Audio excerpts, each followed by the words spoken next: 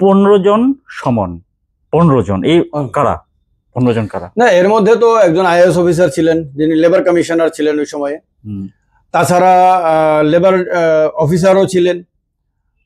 তাছাড়া civil secretariat একজন under secretary ছিলেন।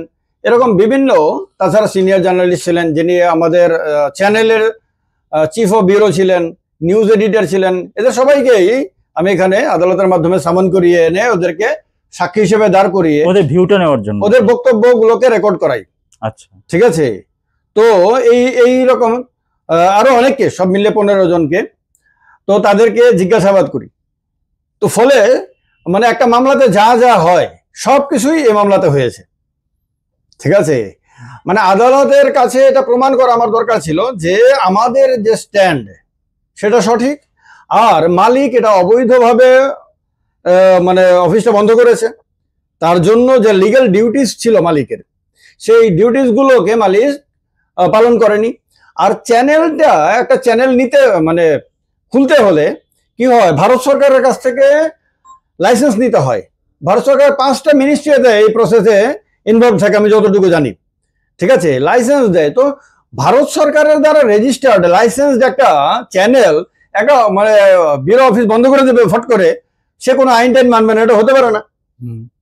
তো তারা বলছিল যে তারা নোটিশ দিয়েছে, আমরা এটা প্রমাণ করেছি, বা তারা এটা প্রমাণ করতে পারেনি।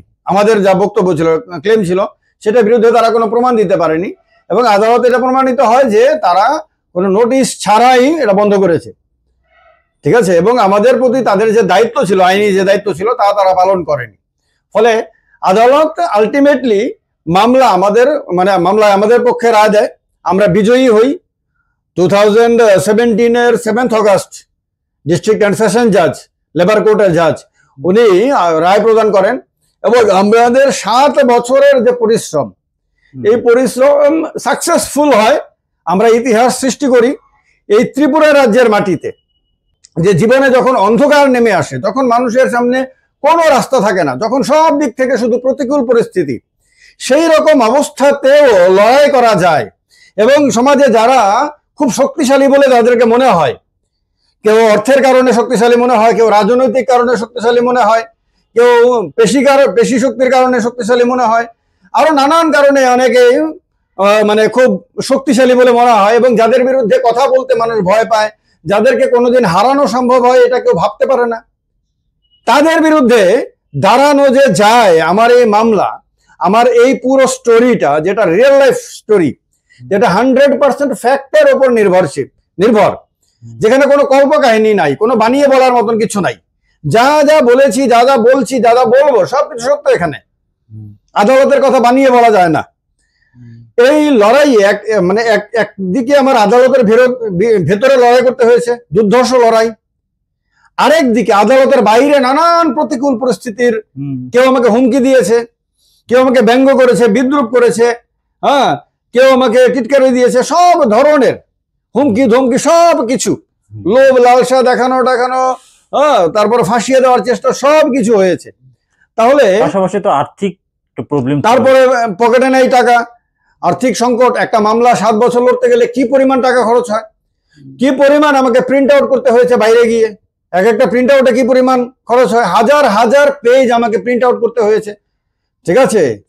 তারপরে কত ধরনের কত কিছু গেছে। তো সেই সমস্ত পরিস্থিতিগুলোকে আমি জয় করেছি, জয় করে লাস্টলি আমি বিজয়ী হয়েছি।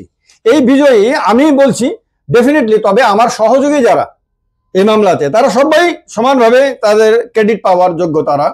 তারাও এই পুরো লড়াইটা আমার সঙ্গে থেকেছে। তারাও নানান ধরনের পরিস্থিতি মোকাবেলা করেছে। নন্দু মালাকারের বাচ্চার জন্য দুধ কিনে নিয়ে যাওয়ার মতো পয়সা ছিল না, এমনও দিন গেছে, কিন্তু তবুও নন্দু পরিস্থিতির সামনে মাথা নত করেনি। জনার্দন অনেক দূর থেকে আসতো, কিন্তু সে তবুও এই 7 বছর ধরে সে মানে সঙ্গে থেকেছে। সুনন্দা একটা মেয়ে হয়ে সে এই অবস্থাতে থেকেছে। তো এরাও ক্রেডিট পাওয়ার যোগ্য। তাছাড়া যাদের কথা না বললে হবে না, একদম দীপা ভট্টাচার্য আরেকজন অ্যাডভোকেট। দীপাদির কাছ থেকেও বিভিন্ন সময়ে মানে মানসিক সাপোর্ট পেয়েছি। তো এই দুজন যথেষ্ট মানসিক সাপোর্ট দিয়েছে, তো তাদের কথা না বললে না। তো বাকি তো সব দিকে প্রতিকূল অবস্থা ছিল। হ্যাঁ, তো সেই প্রতিকূল অবস্থাগুলোকে লড়াই করে মানে এগুলোর উপরে বিজয় প্রাপ্ত হয়ে লাস্টে গিয়ে মূল মামলায় জয় পাওয়া, এটা অকল্পনীয় ছিল। আচ্ছা, একটা কথা, যখন 15 জনের সমন করা হয় তাদের বক্তব্য বেসিক্যালি মানে কি ছিল?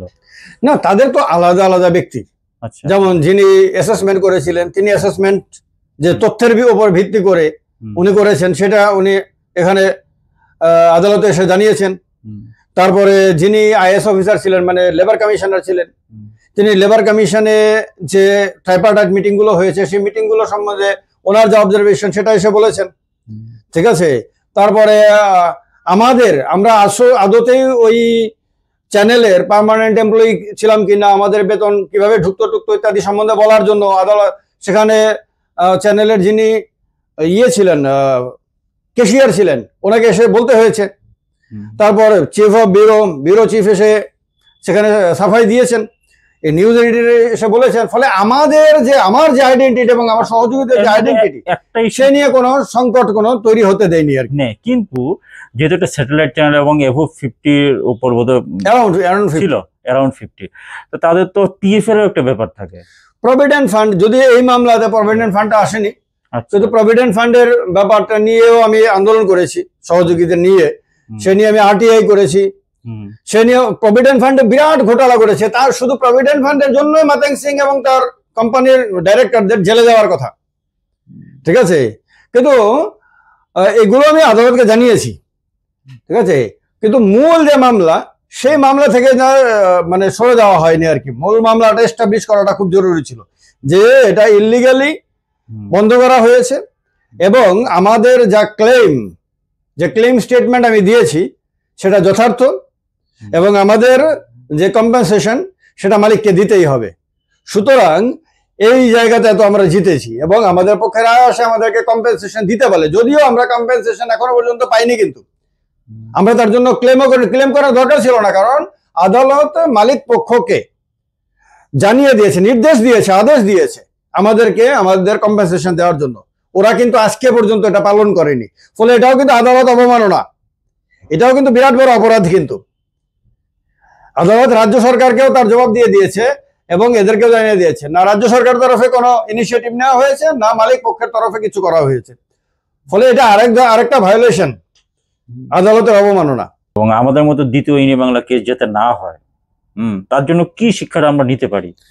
যে লড়াইয়ের ময়দানে যখন তুমি থাকবে, তখন প্রথমত তোমাকে মাথায় রাখতে হবে লড়াইয়ের ময়দানে তুমি একা। লড়াইয়ের ময়দানে তোমাকে অনেকে সহযোগিতা করবে, তোমাকে সবকিছু সাজিয়ে দেবে, সবকিছু তোমার অনুকূলে থাকবে এবং তুমি খুব সহজে লড়াইটা করে জয় হাসিল করবে, এরকম রেকর্ড পৃথিবীর ইতিহাসে নাই। ঠিক আছে, এটা রাজনীতির ক্ষেত্র না যে কেউ কোলে করে এনে তোমাকে কোনো জায়গাতে বসিয়ে দিল এবং অন্যের পরিচয়ে তুমি সেই জায়গাতে বসে তার মজমস্তি করলে। এটা এই জায়গা না, এখানে লড়াইয়ের ময়দানে তোমাকে নিজের ক্যাপাসিটি দেখাতে হবে। ফলে কে সঙ্গে থাকলো কে থাকলো না, কে তোমাকে ব্যঙ্গ বিদ্রুপ করলো, কে তোমাকে গালি দিল, কে তোমাকে হতাশ নিরাশ করার জন্য ষড়যন্ত্র করলো, কে তোমাকে ফাঁসিয়ে দেওয়ার জন্য চেষ্টা করলো, ওইগুলি চিন্তা না করে তোমাকে চিন্তা করতে হবে তোমার নিজের ভেতরে কি ক্যাপাসিটি আছে। তোমাকে ওইটাকে খুঁজে বের করতে হবে, ওইটাকে বের করে আনতে হবে। প্রথম কাজ হলো তোমাকে এইটা। যদি তুমি নিজের ক্যাপাসিটি দেখাতে পারো, তাহলে এই যে প্রতিকূল দুনিয়া, এই প্রতিকূল দুনিয়ায় তোমার জয় জয়কার করবে। তোমাকে জিততে হবে, জেতার জন্য তোমাকে জয়ের ক্ষুধা তোমার মধ্যে তৈরি করতে হবে, তোমার মধ্যে আত্মবিশ্বাস অন্যরা সৃষ্টি করে দেবে, অন্যরা এসে তোমাকে মোটিভেট করবে, ইন্সপিরেশন দেবে। এটাও আমার ভাবার একেবারেই প্রয়োজন নাই। তোমাকে নিজেকে বোঝাতে হবে, নিজেকে বোঝাবে প্রত্যেক দিন যে আমি পারবো, আমাকে পারার মতন এই জিনিসগুলো আছে। তোমার কাছে কি নাই, তুমি যদি সারাদিন সেটা ভাবতে থাকো তাহলে তুমি হতাশ হবেই। তোমার মধ্যে কি আছে তুমি যদি সেইটা নিয়ে ভাবতে থাকো, অন্যকে কমপ্লেইন না করে, অন্যের বিরুদ্ধে, অন্যরা তোমাকে সাপোর্ট করেনি, অন্যরা তোমাকে কি দেয়নি, কি তোমার জন্য কি করেনি, সেটা নিয়ে অন্য প্রত্যেকের নিজের জীবন আছে, নিজের জীবনের লড়াই আছে। কেউ তোমার লড়াইটা লড়ার জন্য পৃথিবীতে আসেনি, প্রত্যেকে তার নিজের জীবন সংগ্রাম করার জন্য এসেছে। তোমাকেও তোমার লড়াইটা নিজেকেই করতে হবে। ওইগুলি না ভেবে তুমি যদি নিজেকে নিজে প্রস্তুত করতে পারো, then you can win the whole world, whole universe. এই পৃথিবীতে অনেক লোকের অনেক ইতিহাস আছে যারা সমস্ত প্রতিকূলতাকে মানে জয় করেছে। সমুদ্রে একটা সময়ে পৃথিবীতে কোনো প্লেন ছিল না, আজকের মতন রোডওয়েজ ছিল না, মানুষ জাহাজে করে করে এক দেশ থেকে আরেক দেশে যেত, গিয়ে সেখানে গিয়ে যুদ্ধ করে মানে সেই দেশ দখল করত। তো নানান প্রতিকূলতার ইতিহাস তো রয়েছে পৃথিবীতে প্রতিকূলতাকে জয় করায়। তা আমাদের এই লড়াইটাও সমস্ত ধরনের প্রতিকূলতাকে জয় করে আমরা শেষ করেছি, সাকসেসফুলি শেষ করেছি। যদি বলা হয় তাহলে মূল কেসটা চলছিল প্রায় 3-4 বছর ধরে। না 7 বছরের কেস, এই সবটাই মূল।